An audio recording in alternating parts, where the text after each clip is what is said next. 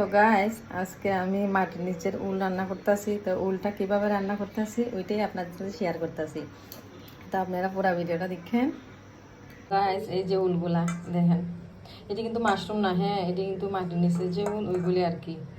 তো এটিতে আমি আস্তা দেখাইতে পারছি না, যে এটির মধ্যে না অনেকটা বালুয়া ছিল। তো এর লেগে আমি আর আস্তাটা দেখাইছি না আর কি, কাটার পরে ধোয়ার পরে এখন দেখাইতেছি। তো এটির মধ্যে দিতেছি কি আদা, রসুন, কাঁচা লঙ্কা।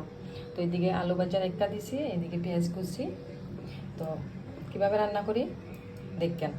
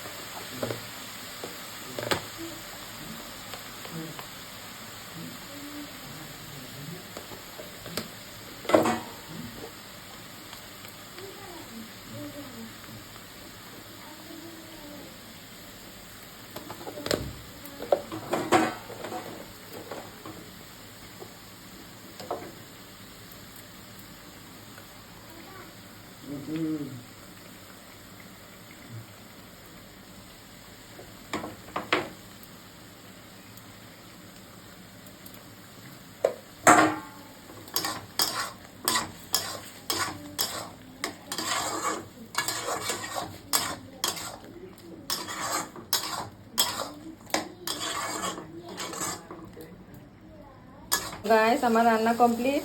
রান্নাটা কেমন হয়েছে অবশ্যই কমেন্ট করবেন, আমি কিন্তু অপেক্ষায় থাকবো। তো সবাই ভালো থাকবেন, সুস্থ থাকবেন, টাটা, বাই।